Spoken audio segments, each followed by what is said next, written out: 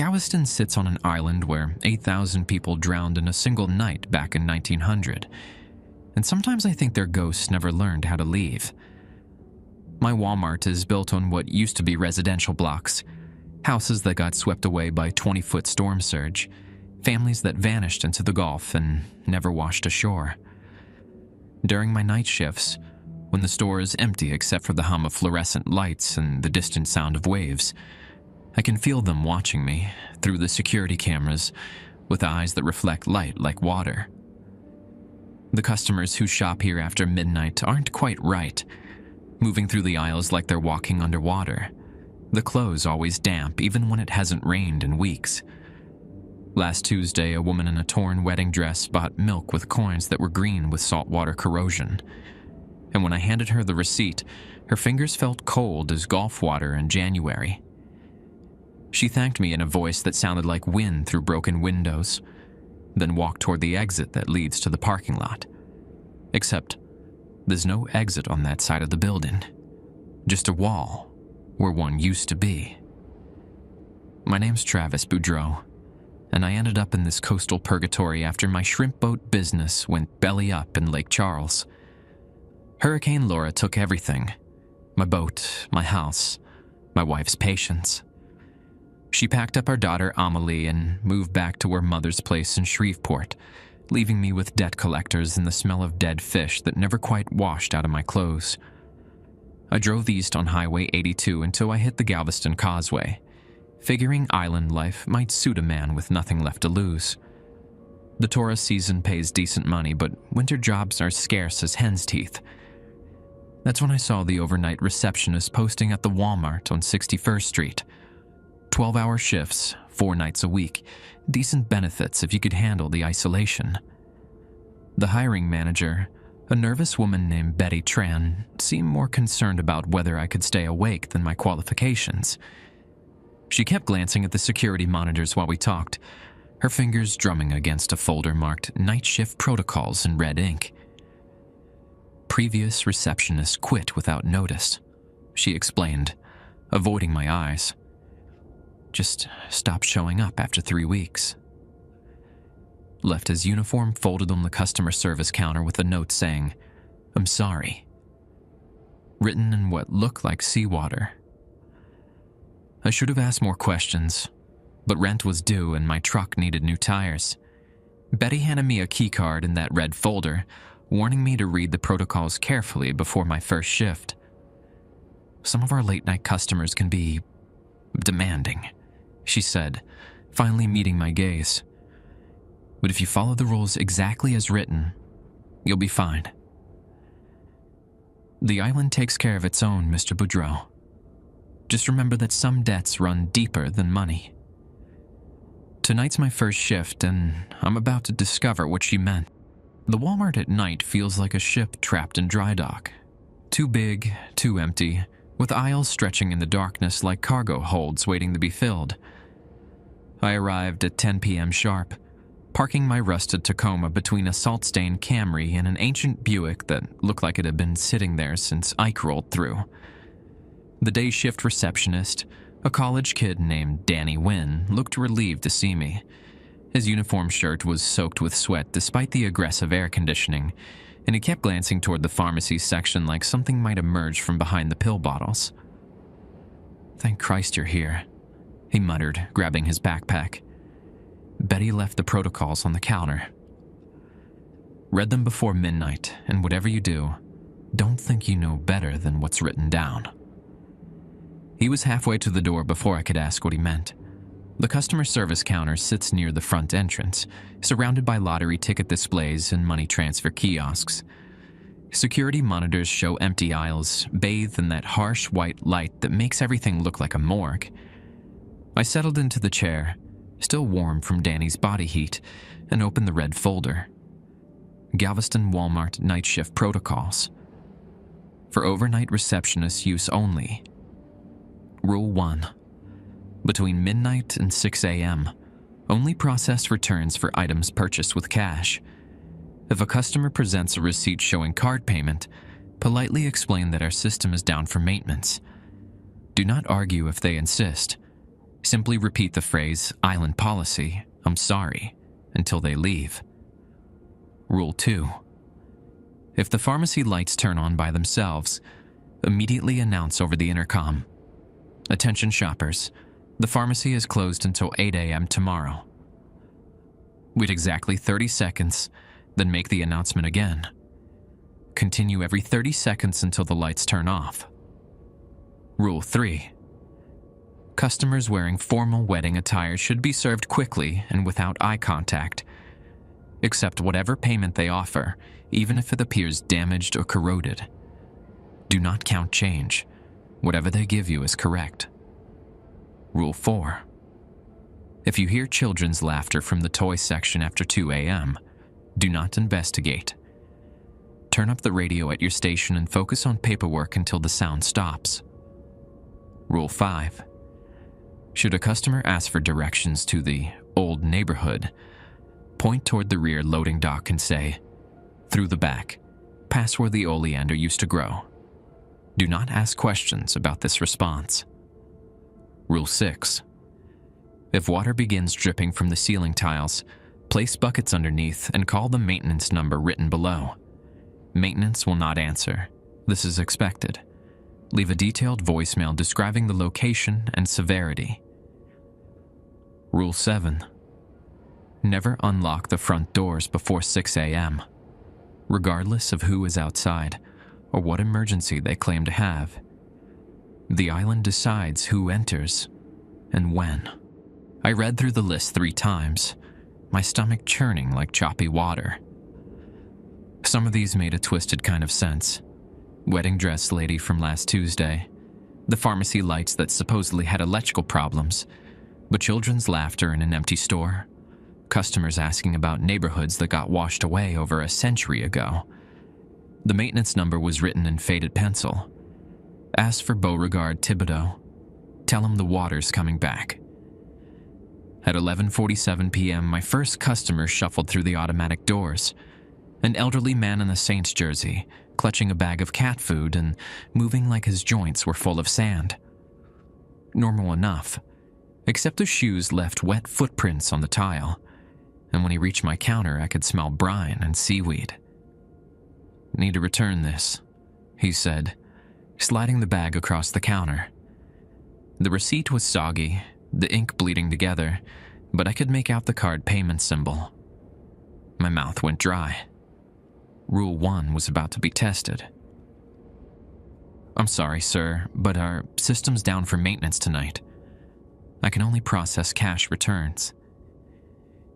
He stared at me with eyes like tide pools.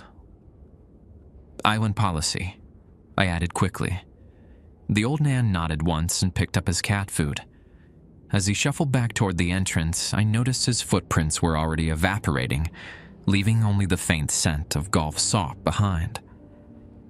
The clock above the registers clicked over to midnight, and somewhere deep in the store, I heard the distinct sound of children giggling. The children's laughter echoed from the toy section like wind chimes made of broken glass. I checked the clock. 12:03 a.m. My hands found the radio volume knob and cranked it up until Zydeco music filled the air around my station.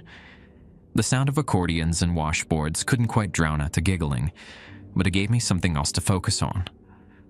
I pulled out the stack of inventory reports Betty had left, trying to concentrate on numbers and product codes while high-pitched voices seemed to play hide-and-seek between the action figures and board games. The laughter would fade for minutes at a time, then bubble up again like air escaping from something submerged too long. 20 minutes passed before silence finally settled over the store. I turned the radio back down and tried to steady my breathing. The protocols worked. Followed them exactly. No questions asked. At 12:31, the automatic doors slid open again. A woman entered wearing what looked like a bridesmaid dress from the 1960s. Pale blue taffeta with water stains running up the hem in dark, irregular patterns. She moved through the entrance with purpose, her heels clicking against the tile in a rhythm that reminded me of rain on a tin roof. She headed straight for the grocery section, and I watched her progress on the security monitors. The cameras showed her selecting items with careful consideration: a gallon of milk, white bread, eggs, butter. Normal groceries, except her shopping cart left a trail of water droplets that sparkled under the harsh store lighting. When she reached my counter 15 minutes later, her dress was completely dry, though I could have sworn I'd seen water dripping from the fabric on the cameras. She placed her items on the conveyor belt with movements that seemed practiced, rehearsed. "Good evening," she said, her voice carrying a slight accent I couldn't place. Maybe Creole, maybe something older. I avoided eye contact as instructed in Rule 3, focusing instead on scanning her items. The register beeped with each pass, totaling to $18.47. She reached into a small beaded purse and withdrew a handful of coins. Old silver dollars tarnished black around the edges, their surfaces pitted like they'd spent years in salt water. I accepted the coins without counting them, though my fingers tingled with cold when they touched my palm. "Thank you, ma'am. Have a good evening." She nodded once and gathered her bags. As she walked toward the exit, I noticed she was heading for the wall where Danny had mentioned there used to be a door. The same path the wedding dress woman had taken last Tuesday. But this time, I watched carefully on the monitors. The woman reached the wall and simply kept walking. The camera angle shifted, trying to follow her movement, but she was gone. Just vanished into solid drywall like it was made of morning fog. I stared at the monitor for a full minute before returning to my paperwork.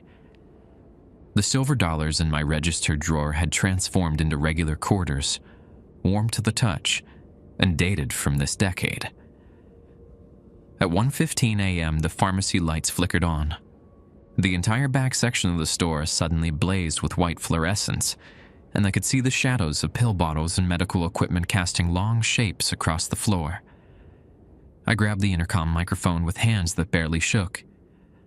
"Attention shoppers, the pharmacy is closed until 8 a.m. tomorrow." My voice echoed through the empty aisles. 30 seconds later, as the protocol demanded, I repeated the announcement. The pharmacy light stayed on. Third announcement. Fourth. Fifth. I lost count somewhere around the 10th repetition. My throat grew dry, but I kept making the announcements every 30 seconds exactly. After what felt like an hour but was probably only 15 minutes, the lights finally clicked off. The pharmacy section returned to its normal dimness, and I set the microphone down with relief.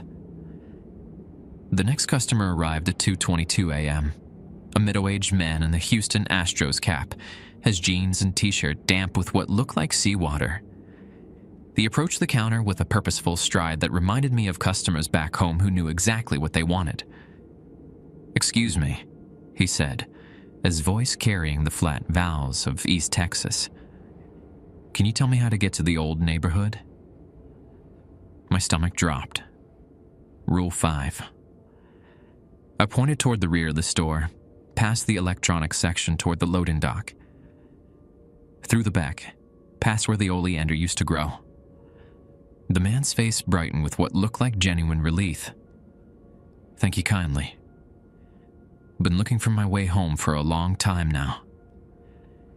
He walked in the direction I pointed, his wet shoes squeaking against the tile. I watched on the security monitors as he made his way through the darkened aisles, past the empty shelves and silent refrigerators.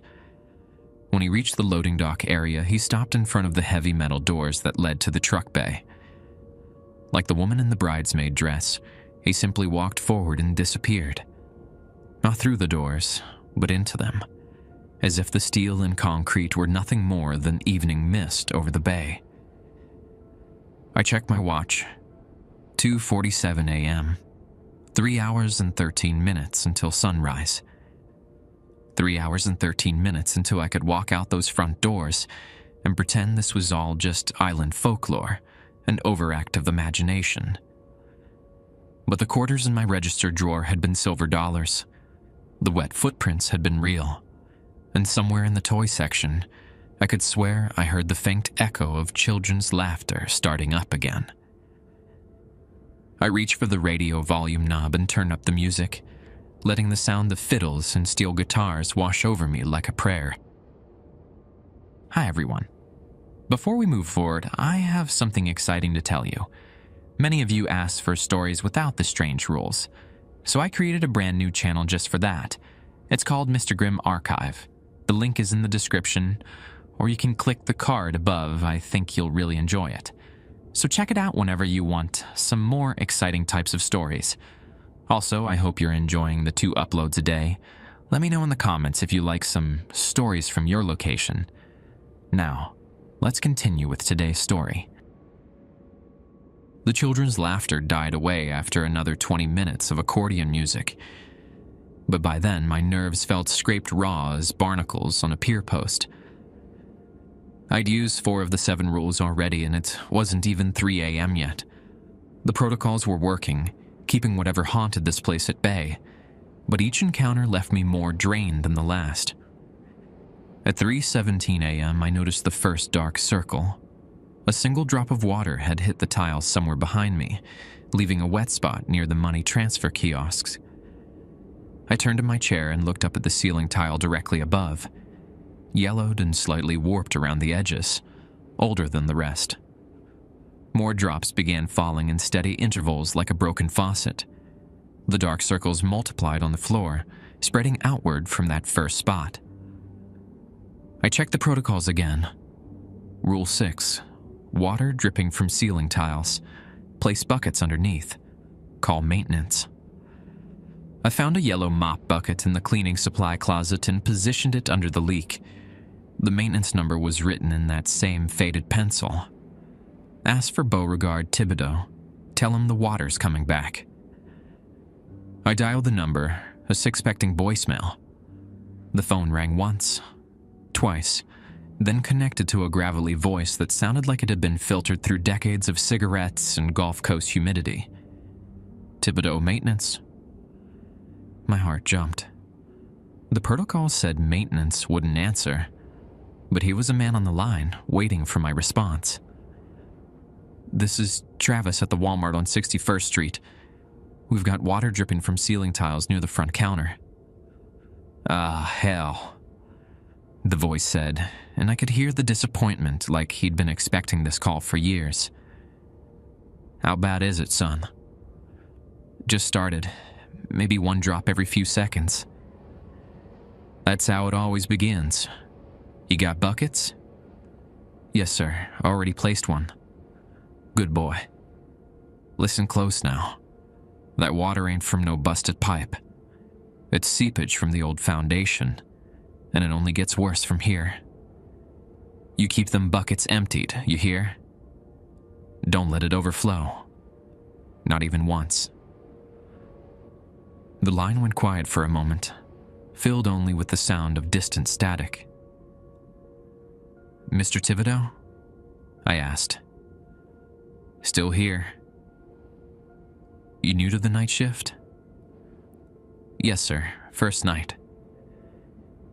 Then you don't know about the foundations yet.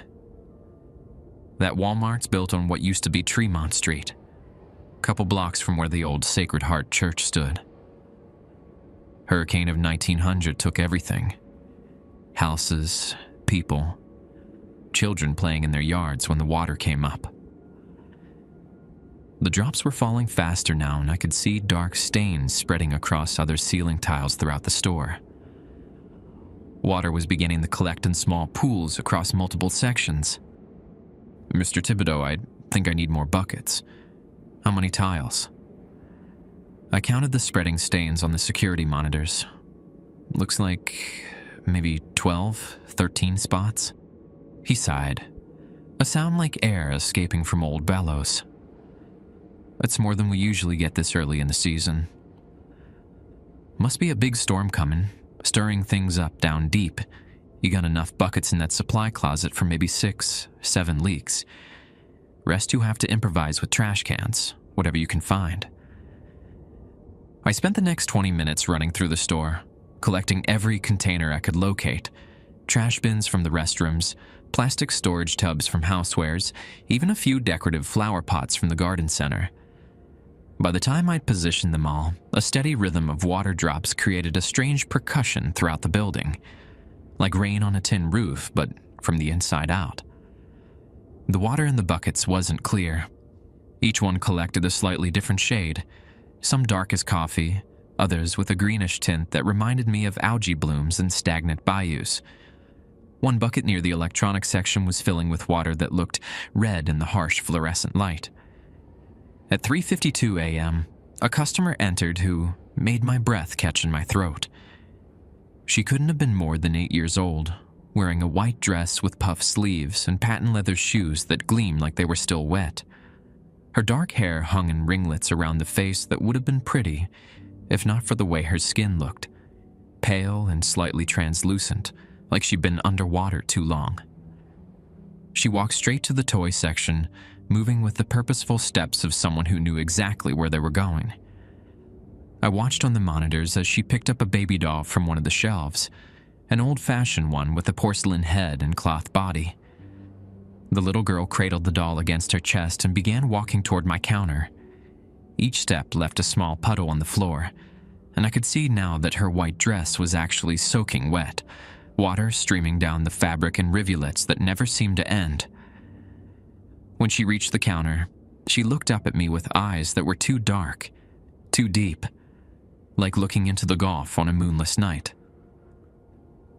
"I want to buy this for my baby sister," she said in the voice that sounded like wind through broken seashells. I stared down at her, my mouth dry as driftwood. She wasn't wearing wedding attire. Rule 3 didn't apply. But she was a child, and everything about her presence in this store after midnight felt wrong in ways I couldn't articulate.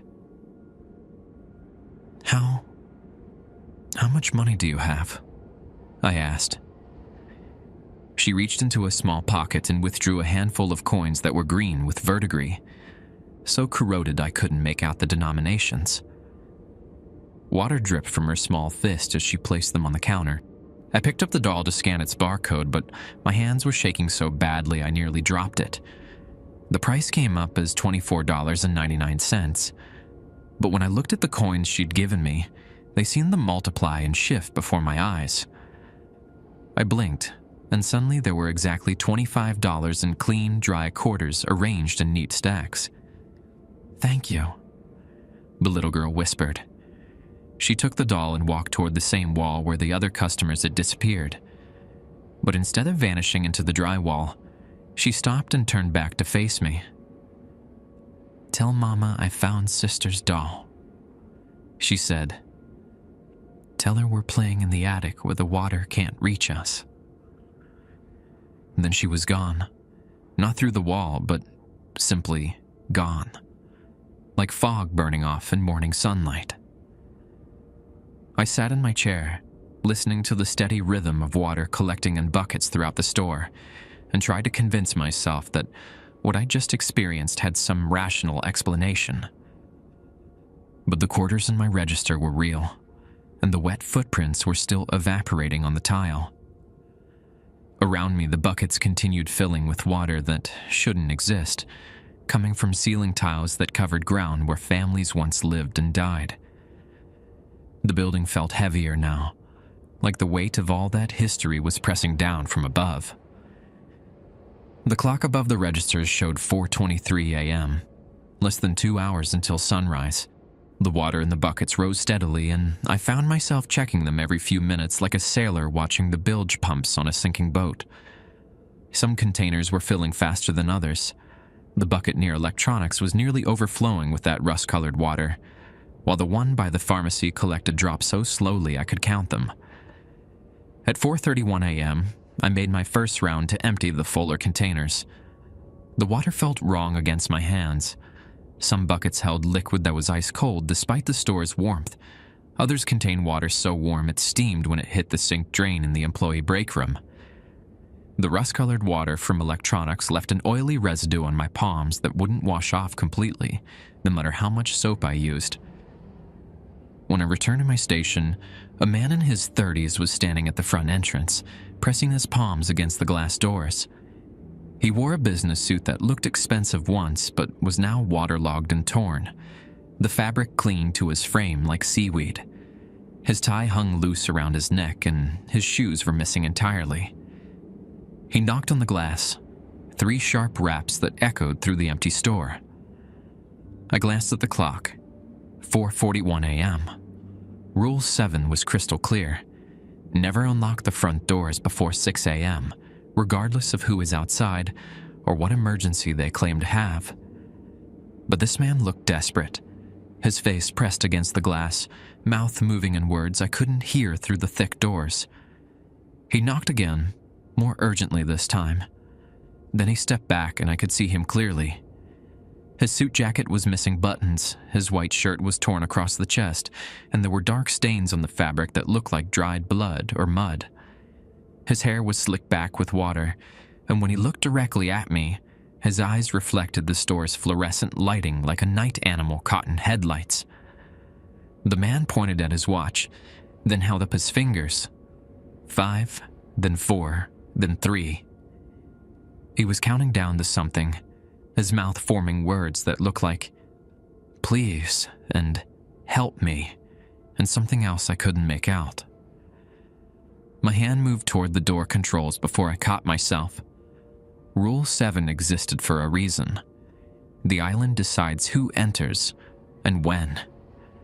Betty's words echoed in my mind. Some debts run deeper than money. The man's expression changed when he realized I wasn't going to open the doors. His face contorted with what looked like rage, and he began pounding on the glass with both fists. But still, I heard nothing. No sound penetrated those doors, as if the glass was designed to keep more than just noise out. He stepped back and pointed at the parking lot behind him. I followed his gesture and saw them. Dozens of figures standing between the cars, all wearing different styles of clothing from different decades. A woman in a 1950s circle skirt and cardigan, a man in overalls and a straw hat that belonged to the 1920s, children in sailor suits and pinafores, the faces pale as moonlight. They were all looking at the store, waiting. The man in the suit returned to the glass and pressed something against it. A business card, soggy and falling apart but still partially readable. I could make out parts of it. Ensign Realty and Galveston Properties since 1898, and a phone number that started with an exchange I'd never heard of. Behind him, the crowd in the parking lot had grown larger. Some of the figures were holding hands, forming a circle around the building. Others stood in small groups, families clustered together like they were posing for photographs that would never be taken. At 4:52 a.m., the man gave up on the doors and walked away, joining the others in the parking lot. But they didn't leave. They just stood there, watching the building, waiting for something. I tried to focus on my paperwork, but the sight of that crowd made concentration nearly worthless. On the security monitors, I could see them moving slowly around the building's perimeter, always maintaining that loose circle formation. Some of them gestured toward the roof. Others pointed at different sections of the walls. Then I noticed something that made my stomach clench like a fist. The water in the buckets was rising faster now, and new leaks had appeared in sealant tiles I was certain had been dry moments before. It was as if the crowd outside was somehow connected to the water inside, the presence drawing moisture up from whatever lay beneath the building's foundation. A woman in a wedding dress, not the same one from my first night, but wearing a gown from perhaps the 1940s, separated herself from the crowd and approached the front doors. She moved with the same purposeful stride as the man in the suit, but when she reached the entrance, she didn't knock or gesture for me to open up. Instead, she simply walked forward and stepped through the glass doors like they were made of water. My chair scraped backward as I stood up, every muscle in my body coiling with the urge to run. This wasn't supposed to happen.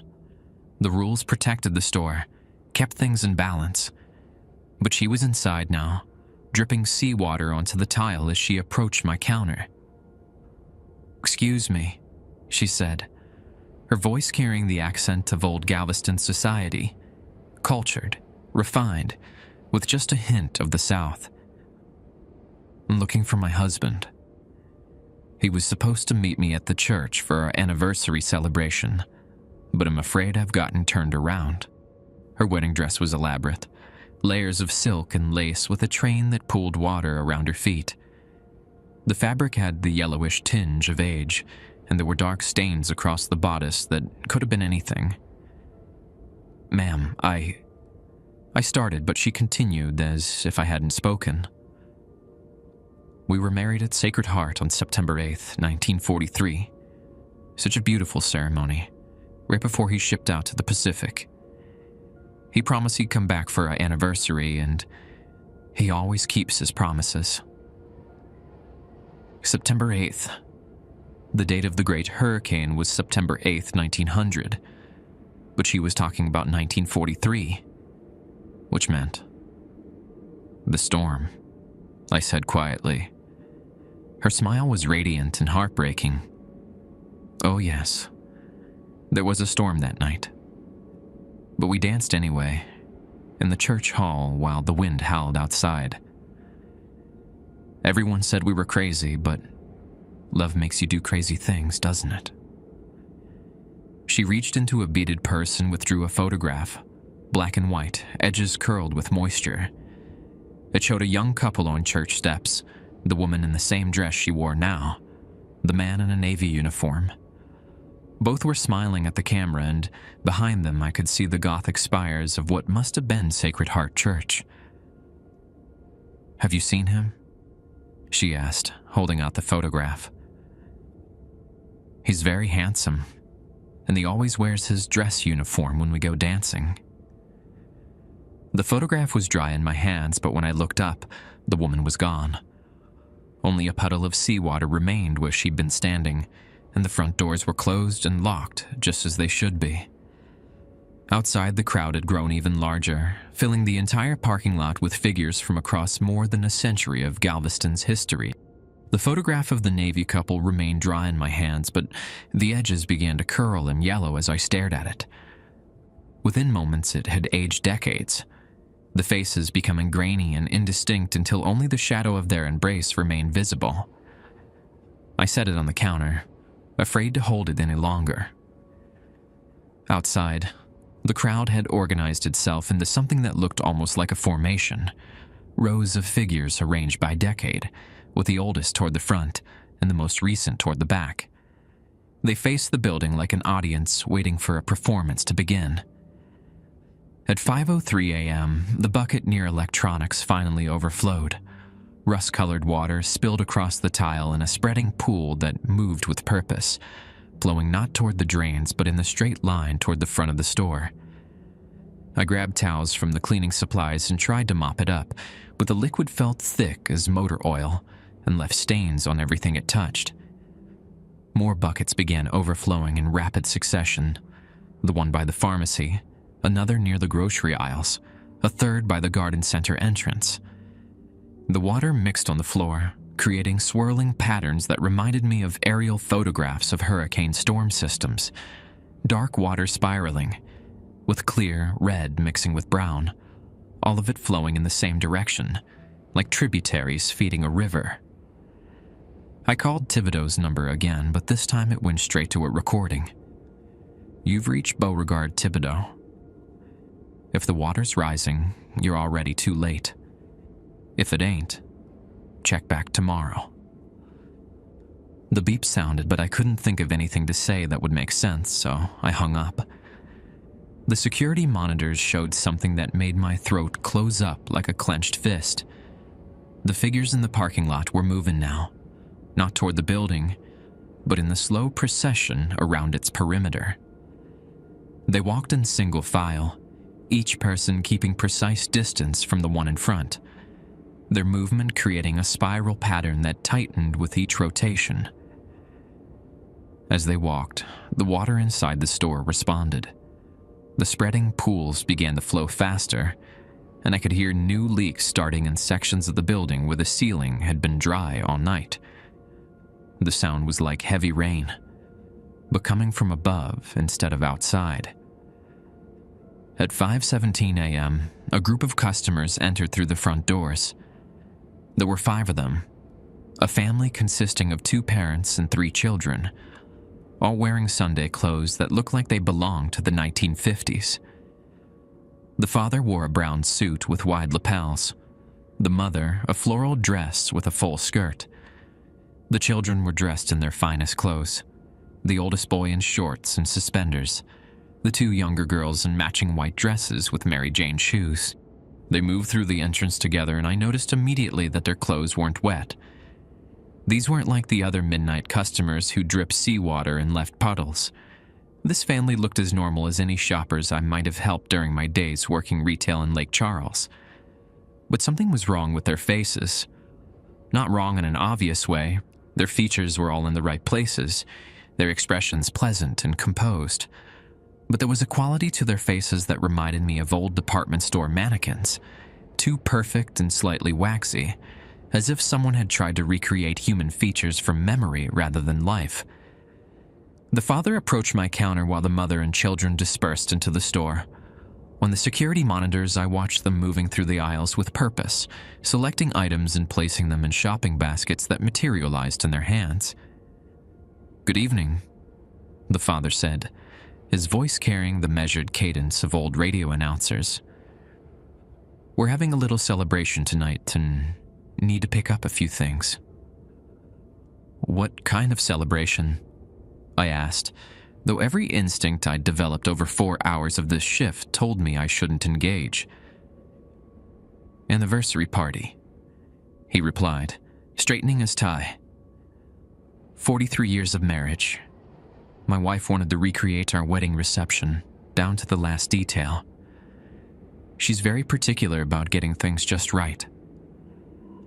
On the monitors, I watched the mother and children collecting items that made no sense for a 2024 Walmart. Glass bottles of milk, loaves of bread wrapped in paper instead of plastic bags, cuts of meat from a butcher case that didn't exist in our store. Yet somehow, they were finding these items on the shelves, placing them in their baskets as if they belonged there. "Your wife," I said, my mouth dry as cotton. "She wouldn't happen to be wearing a wedding dress, would she?" The father's smile never wavered, but something shifted behind his eyes. "Well, yes. Blue taffeta with Belgian lace. She wore it to our wedding in 1943, and she insists on wearing it every anniversary. Says it brings back happy memories." "The woman from earlier? The one who would walk through the locked doors. This was her husband, and somehow, their entire family was here for a shopping trip that defied every rule of reality I thought I understood." "Sir," I said carefully, "what anniversary are you celebrating tonight?" "Our 81st, of course." He checked a pocket watch that gleamed like new silver. "Though I suppose some might say we've only been married 1 day, depending on how you count time in a place like this." Before I could ask what he meant, the children returned to the front of the store. They moved in perfect synchronization, their feet making no sound on the tile despite their hard-soled shoes. Each child carried a basket filled with items I couldn't quite focus on. The merchandise seemed to shift and blur whenever I tried to look directly at it. The mother appeared last, gliding between the aisles in her 1940s wedding dress, now somehow completely dry. She carried a large basket filled with what looked like party supplies, streamers, balloons, a cake that was simultaneously whole and cut into slices. "Did you find everything you needed?" I asked, though my training as a retail worker felt absurd in this situation. "Oh yes," the mother said, her voice warm with genuine happiness. "This store has everything we remember, exactly where we left it." It's wonderful how some things never change. The family gathered around my counter and I began scanning their items. The register beeps normally with each product, showing prices in modern dollars. But the items themselves kept shifting between contemporary products and vintage equivalents. A gallon of milk became a glass bottle, then shifted back. A bag of flour transformed into a cloth sack with the words Gulf Coast Mills printed in faded blue ink. The total came to $73.42.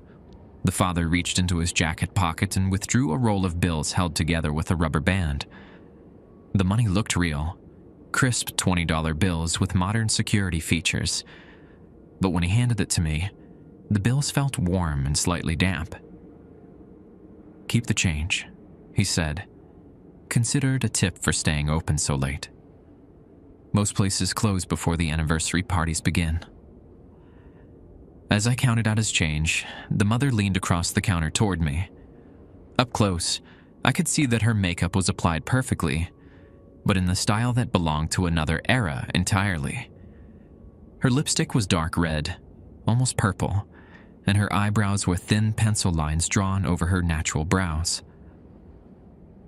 "You're new here," she said, not asking but stating a fact. "The previous night clerk was such a nice young man. Reminded me of my eldest son." "What happened to him?" I asked.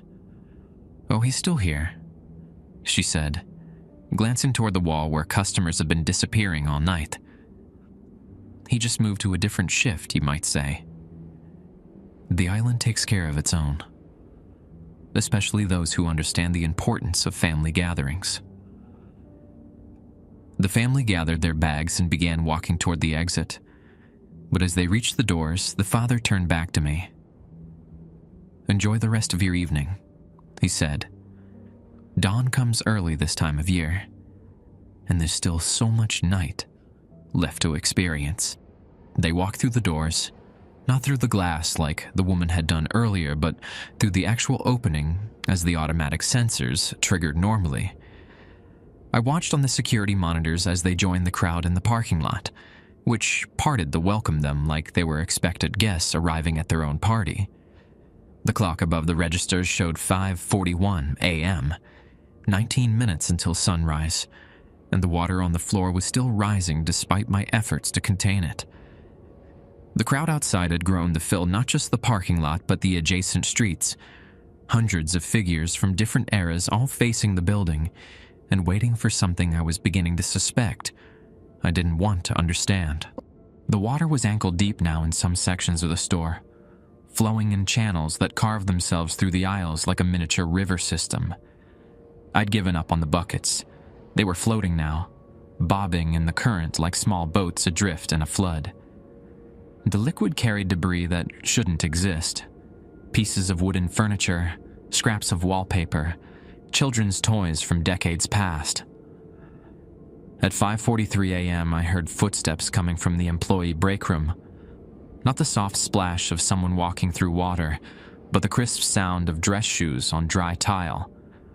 I turned to see a young man emerging from the back hallway, wearing a Walmart vest over a button-down shirt that was perfectly pressed and dry. His name tag read Danny N., Night Receptionist, in the same font as mine, but the plastic looked older, more yellowed around the edges. "You must be the new guy," he said, extending his hand. "Danny Wynn. Sorry I couldn't stick around the trainee properly, but management had other plans for me." I stared at him, my mouth working soundlessly. This was Danny, the college kid who'd been so eager to leave when I'd arrived for my first shift. But that was 6 hours ago, and he'd walked out the front door into the parking lot where his car was parked. "You left," I finally managed. "I watched you go." Danny's smile was friendly but tinged with something that might have been sadness. I tried to leave. Made it all the way to my Honda before I realized I'd forgotten something important back inside. Came back to get it and, well... He gestured around the flooded store. Turns out what I forgot was my shift schedule. "What do you mean?" "The island has its own calendar, Travis. some of us punch in for shifts that last longer than we expect. He stepped carefully through the water, which barely reached his ankles despite being knee-deep just a few feet away. Betty didn't mention that part during your interview, did she? Before I could answer, the pharmacy lights kicked on again, blazing white across the back of the store. I reached for the intercom microphone, but Danny put his hand over mine. "That announcement won't work anymore," he said gently. "We're past the point where the old rules apply. Look outside." I followed his gaze to the parking lot, where the crowd had arranged itself in the concentric circles around the building. The figures were no longer standing still. They were moving in a slow rotation, like the hands of a massive clock. As they moved, the water inside the store began to swirl in matching patterns. "What's happening?" I asked. "Anniversary celebration," Danny said. "Happens every year around this time, when the season's right and the tide's coming in. All the folks who got caught by the big storms, the ones who never made it to higher ground, they come back to mark the anniversary of the night everything changed. The water around our feet was warm now, carrying the smell of salt and seaweed.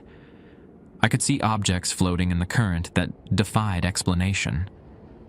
A child's wooden rocking horse, pages from a Bible swollen with moisture, a woman's hat with silk flowers that still held their color despite being waterlogged.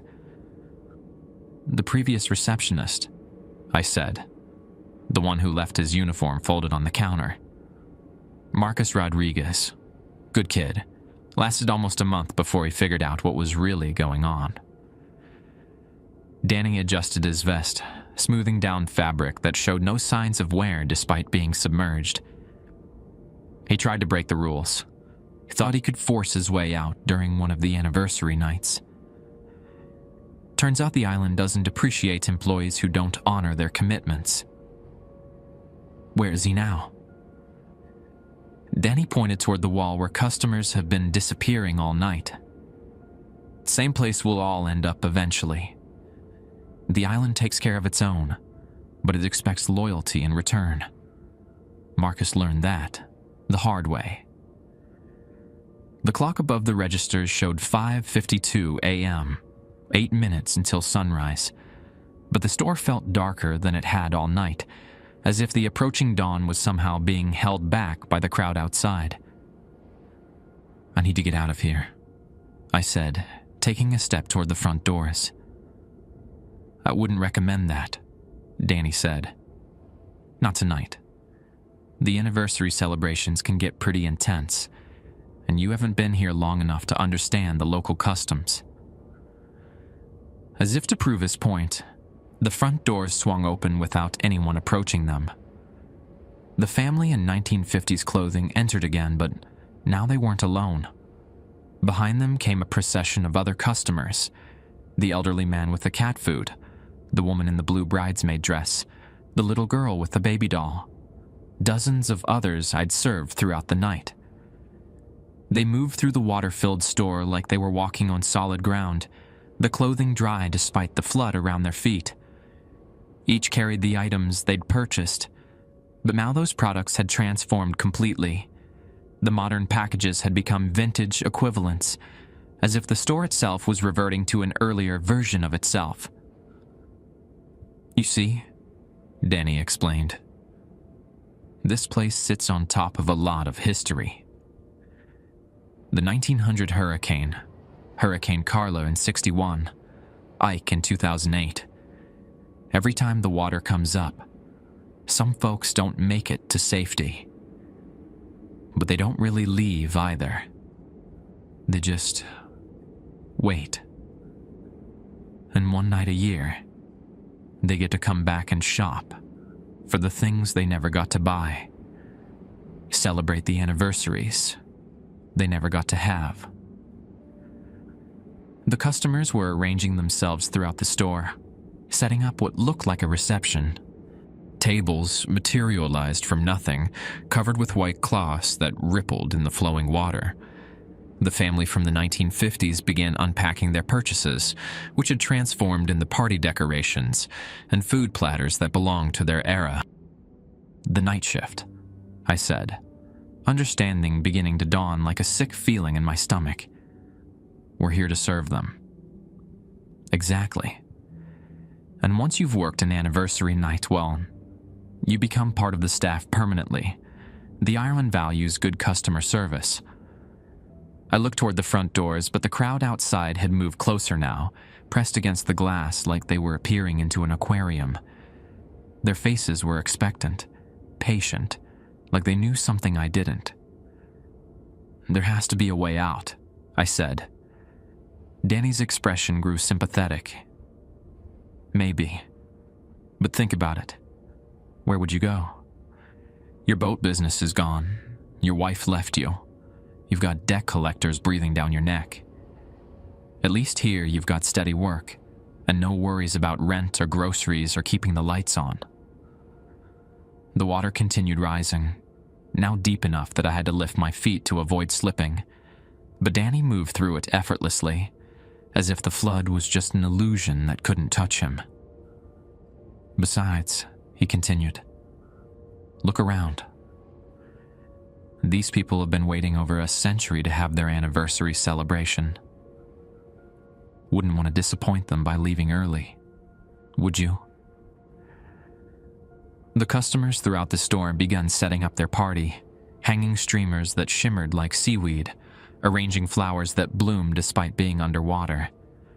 The elderly man had opened his cat food and was sharing it with a calico cat that had appeared from nowhere, both of them perfectly content in the flooded store. The clock read 5:58 a.m., 2 minutes until sunrise. But somehow I knew that dawn wasn't going to arrive on schedule tonight. The anniversary celebration was just beginning, and the island had its own schedule to keep. In the distance, I could hear music starting up, not from the radio at my station, but from somewhere deeper in the store. A waltz, played on instruments that sounded like they were performing underwater.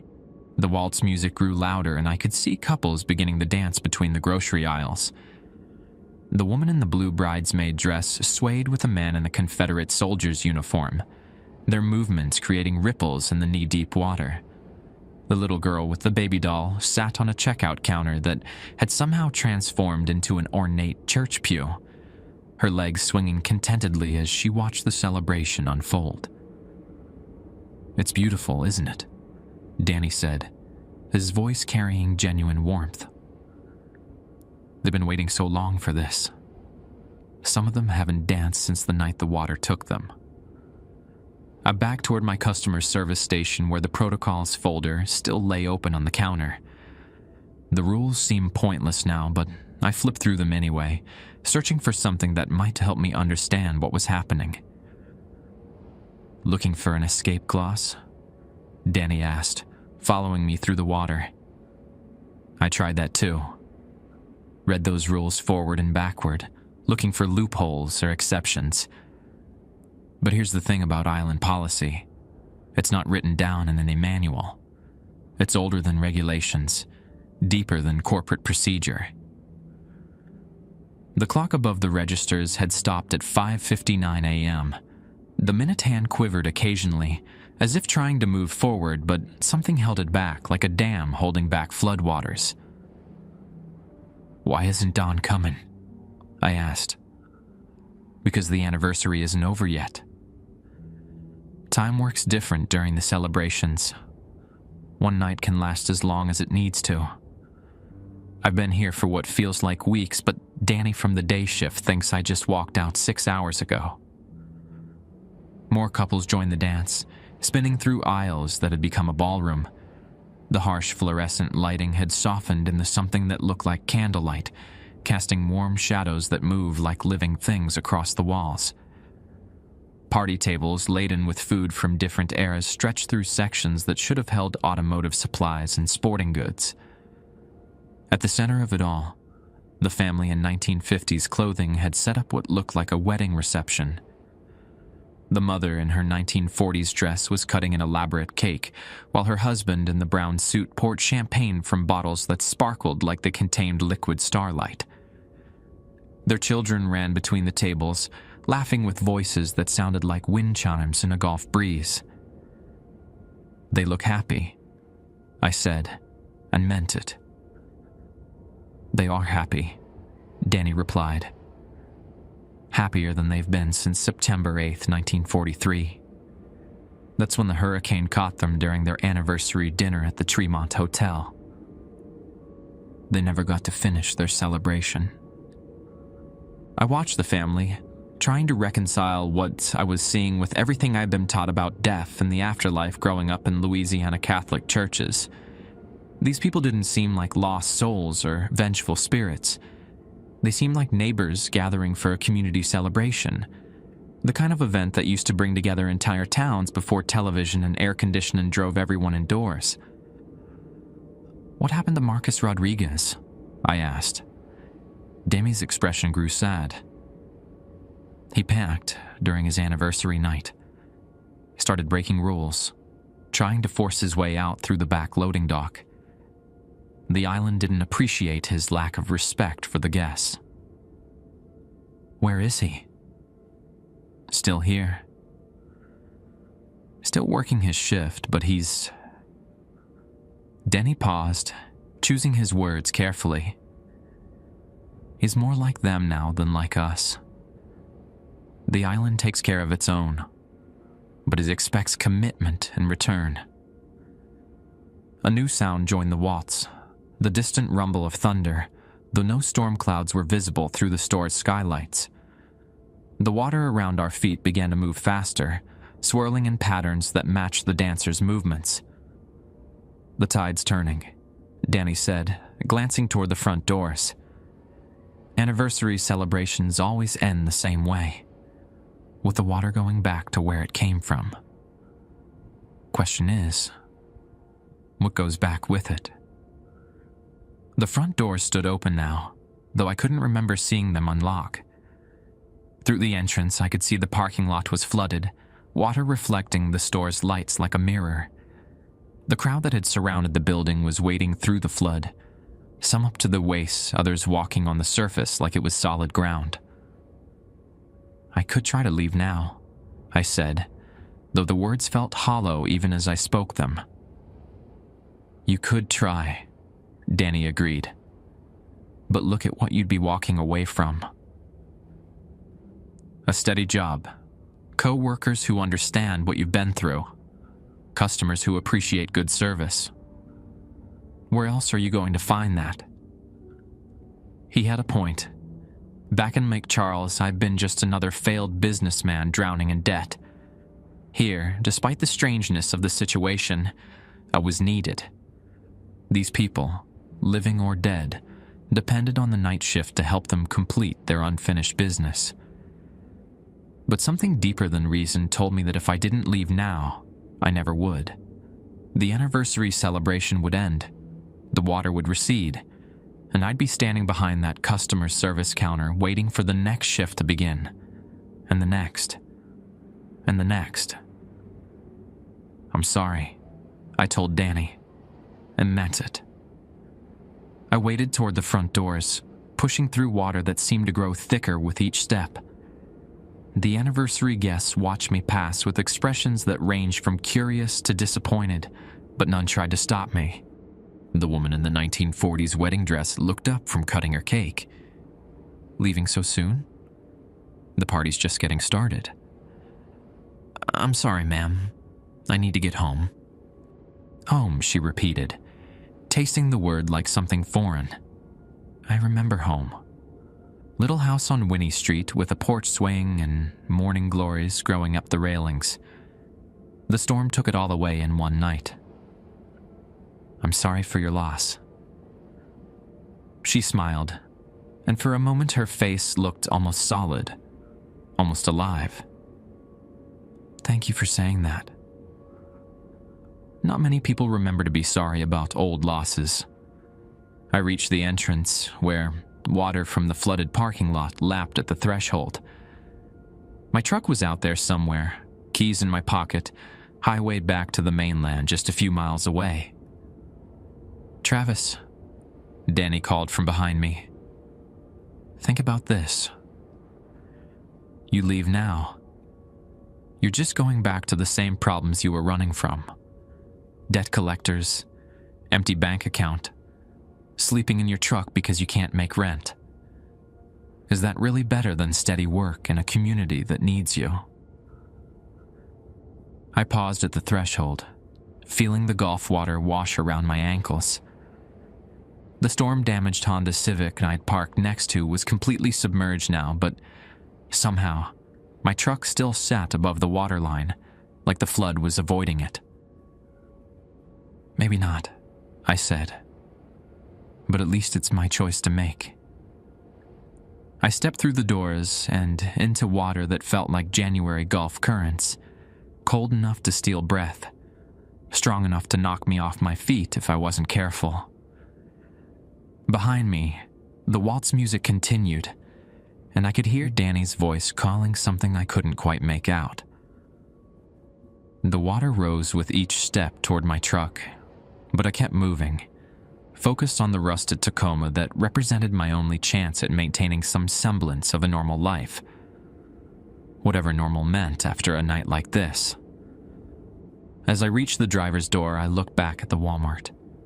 The building looked different now, older, like a photograph from the 1940s. Through the windows, I could see the anniversary celebration in full swing. Couples dancing, families reunited, children playing games that had been interrupted by rising water decades ago. It looked peaceful. It looked like home. I got on my truck and drove away. I'm writing this from a Motel 6 in Beaumont, using the last of my cash to pay for another week's stay while I figure out my next move. The debt collectors found me again yesterday, but their threats feel hollow now compared to what I experienced on that island. Collection agencies can't compete with anniversary celebrations that bend time itself. The official story, according to the Galveston Daily News, is that the Walmart experienced significant flooding due to a burst water main during my shift. The article mentioned that the overnight receptionist, Travis Boudreau, had evacuated customers safely and remained on duty until morning to assist with emergency response. They quoted Betty Tran as saying I was a model employee who handled the crisis with professionalism. I never gave any statements to reporters. The article also mentioned that another overnight employee, Danny Nguyen, had been found helping with cleanup efforts despite not being scheduled to work that night. The paper praised his dedication to customer service and community spirit.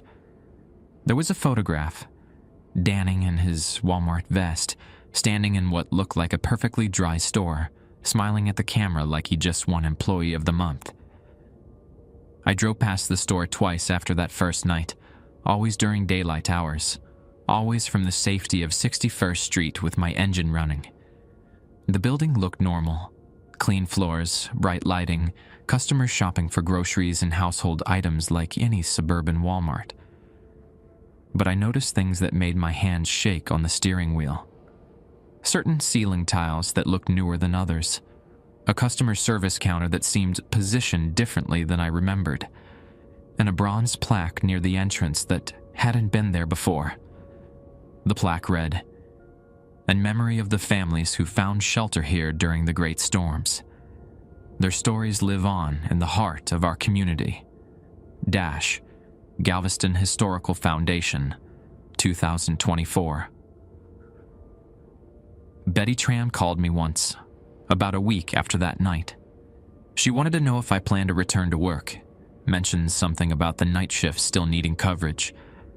Her voice sounded different over the phone, warmer, more concerned, but she was checking on family rather than a former employee. "The position's still open," she said. "Danny's doing a fine job filling in, but he could use the help." "The island takes care of its own, Mr. Boudreau. That offer stands as long as you need it."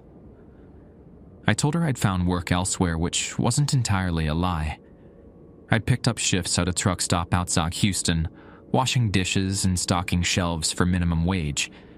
It's honest work that doesn't involve protocols written in red folders or customers who pay with corroded coins. But sometimes, when I'm driving late at night and my radio picks up stations from Galveston, I hear music that sounds like that waltz from the store. And sometimes, when it's been raining hard enough to flood the parking lots, I catch myself checking the ceiling tiles for water stains that shouldn't exist. My wife called yesterday. Amelie wants to know when Daddy's coming home to Shreveport, and Marie sounds tired in the way that suggests forgiveness might be possible if I can prove I've learned something from this experience. I'm thinking about taking them up on that offer, maybe starting over somewhere that doesn't have a coastline.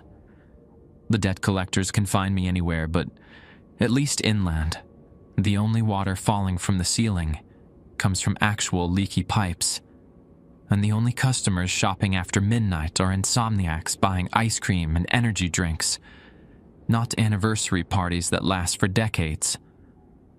Still, on nights when the humidity is thick enough to taste and the wind carries salt from the Gulf, I find myself remembering Danny's question. Where else was I going to find steady work and co-workers who understood what I'd been through? The island takes care of its own, but some debts are too deep to pay.